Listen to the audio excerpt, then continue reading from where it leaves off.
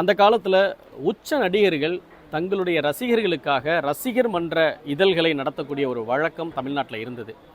பல நடிகர்களுக்கு அவர்களுடைய ரசிகர் மன்ற புத்தகம் எப்படி இருக்குன்னாக்கா, அவங்க நடித்து வரக்கூடிய படங்கள், அவங்களுடைய நடித்து கொண்டிருக்கக்கூடிய படத்தில் இடம் பிடித்திருக்கக்கூடிய சில பிரத்யேக வண்ண படங்கள், அடுத்து நடிக்க இருக்கக்கூடிய படங்களை பற்றின விளம்பரங்கள், அறிவிப்புகள் இதுதான் இருக்கும். கமல் சார் வந்து 1987 தன்னுடைய ரசிகர்களுக்காக மையம் அப்படிங்கிற ஒரு பத்திரிகையை ஆரம்பித்து நடத்துகிறாரு. அப்படி நடத்தும்போது அந்த பத்திரிகை என்பது ஒரு வழக்கமான ரசிகர் மன்ற பத்திரிகையாக இல்லாமல், அன்றைக்கு தமிழில் தீவிரமாக இயங்கிக் கொண்டிருந்த நவீன எழுத்தாளர்கள், கவிஞர்கள், அறிஞர்கள், கலைஞர்கள் இவர்கள் எல்லாருடைய பங்களிப்பும் அதில் இருந்ததுனால அது ஒரு ரசிகர் மன்ற பத்திரிகையாக மட்டும் இல்லாமல் ஒரு சிறந்த இடைநிலை இலக்கிய இதழாகவும் இருந்தது. அதோட ஆசிரியர் குழு அந்த பத்திரிகை ஆரம்பிக்கும் போதே அப்போது ஒரு மூத்த கவிஞராக இருந்த கவிஞர் புவியரசு அவர்கள் அதோடைய ஆலோசனை குழுவில் இருக்கிறாரு. இளம் கவிஞராக இருந்த ராசி அழகப்பன் தான் அந்த பத்திரிகையினுடைய ஆசிரியராக இருந்து செயல்படுறார்.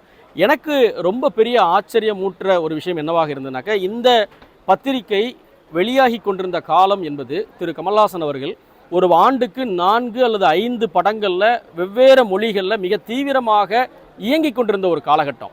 ஆனால் இந்த பத்திரிகையில் அவர் தன்னுடைய சினிமா பற்றின அபிப்பிராயங்களை பற்றி, சமூகம் பற்றிய அபிப்பிராயங்களை பற்றி, தன்னுடைய அரசியல் கருத்துக்களை, தன்னுடைய பகுத்தறிவு சிந்தனைகள் எல்லாம் இந்த பத்திரிகையில் பல்வேறு வடிவங்கள் எழுதியிருக்கிறார். கேள்வி பதிலாக, கட்டுரையாக, தொடர்களாக, சிறுகதைகளாக, கவிதைகளாக அவருடைய சிந்தனைகளும் இதில் வெளிப்பட்டிருக்கு. என்ன இந்த பத்திரிகை வந்து 22 இதழ்கள் வெளியாகி 1990 ஆகஸ்டில் இந்த பத்திரிகை நின்று போச்சு. எங்கிட்ட அந்த 22 பழைய மையம் இதழ்களும் கிடைச்ச போது அதை நான் வந்து ஒரே இரவில் உட்கார்ந்து படித்தேன். எனக்கு முதன்மையான ஆச்சரியம் அளித்தது என்னென்னா, அன்றைக்கு தமிழ் இலக்கிய சூழலில் மிக முக்கியமான அறிஞர்களாக அறியப்பட்ட சுஜாதா, பாலகுமாரன், அசோகமித்திரன், தி ஜானகிராமன், ஆதவன் உள்ளிட்ட எல்லா கலைஞர்களுடைய தலா ஒரு சிறுகதை அந்த புத்தகத்தில் இருந்தது. அதே போல் கவிதையில் பல்வேறு கவிதை மரபுகள் அன்னைக்கு இருந்தது. நவீன கவிஞர்கள், வானம்பாடி கவிஞர்கள், மரபு கவிஞர்கள், அதில் புகழ்மிக்க முகங்கள்னு நீங்கள் கருதக்கூடிய எல்லாருடைய கவிதையும் இதில் இருக்குது. ஸோ எனக்கு இந்த புத்தகத்தினுடைய சிறந்த படைப்புகள் தேர்ந்தெடுக்கப்பட்டு தொகுக்கப்பட்டு ஒரு நூல் வடிவம் கண்டு இன்றைய வாசகர்களுக்கு அன்றைய காலகட்டம் 90களின் காலகட்டத்தில் தமிழ் திரையுலகம் எப்படி இருந்தது, தமிழ் இலக்கிய ஆளுமைகளுடைய பங்களிப்போட ஒரு ரசிகர் மன்ற பத்திரிகை எந்த அளவுக்கு ஒரு இடைநிலை இதழாக வந்ததுன்றது இன்று இருக்கக்கூடியவர்களுக்கு தெரியணுன்ற ஒரு ஆர்வம் எனக்கு இருந்தது. அப்போது கமல் சாருடைய நண்பர் தயாரிப்பாளர் ஆர் மகேந்திரன், டர்மரிக் மகேந்திரன் சொல்லுவாங்க, அவர்கிட்ட இந்த சிந்தனையை சொன்னபோது அவர் உடனடியாக செய்யுங்க அப்படின்னு சொன்னதோடு மட்டும் இல்லாமல் நிறைய ஆலோசனைகளும் இதற்கு தேவையான உதவிகளையும் அவர் பண்ணார். ஸோ அப்போது இந்த மையம் இதழ்கள் 22 இதழ்களும் வந்து கைப்பட்டாலே பொடிஞ்சு விழுந்துடும் அப்படிங்கிற மாதிரியான ஒரு கண்டிஷனில் இருந்தது. இருந்தாலும் அதில் எவ்வளவு தூரத்தை ரீஸ்டோர் பண்ண முடியுமோ ரீஸ்டோர் பண்ணி, அன்றைக்கு அந்த இதழில் வந்து அரசுடைய ஓவியங்கள், மணியம் செல்வனுடைய ஓவியங்கள்லாம் இருந்தது. அதெல்லாம் கூடுமான மட்டுக்கும் அதில் இருந்த மாதிரியே இந்த மையம் தேர்ந்தெடுக்கப்பட்ட படைப்புகள்ங்கிற இந்த தொகுப்பில் வந்து பயன்படுத்தியிருக்கிறோம்.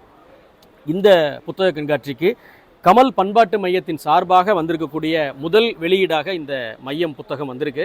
இதனை தொடர்ந்து கமல் சாருடைய நிறைய படைப்புகள், அவருடைய கவிதைகள், அவருடைய கட்டுரைகள், அவர் எழுதின சிறுகதைகள், அவருடைய திரைக்கதைகள், அவருடைய அரசியல் சிந்தனைகள், இது எல்லாமே கமல் பண்பாட்டு மையத்தின் சார்பாக மிக விரைவில் வெளியாக இருக்குது. அது மட்டும் இல்லை, தமிழ் சினிமாவை வளப்படுத்தக்கூடிய ஆரோக்கியமான பல புத்தகங்கள் பிற மொழிகளிலிருந்து வரவழைக்கப்பட்டு மொழிபெயர்க்கப்பட்டு கமல் பண்பாட்டு மையம் சார்பாக வெளியிட இருக்கிறது.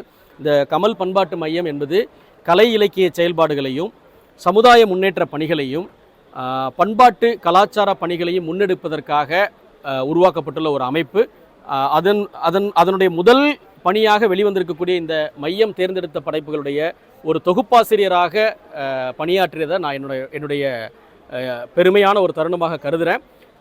வாசகர்கள் இந்த புத்தகத்தை அவசியம் வாங்கி படித்து பயனடைய வேண்டும் என்று. மையம் தேர்ந்தெடுத்த படைப்புகள் அப்படிங்கிற இந்த புத்தகம் விஜய் தொலைக்காட்சியில் ஒளிபரப்பாகி வரக்கூடிய பிக் பாஸ் நிகழ்ச்சியில் திரு கமல்ஹாசன் அவர்களால் அறிமுகப்படுத்தப்பட்டது.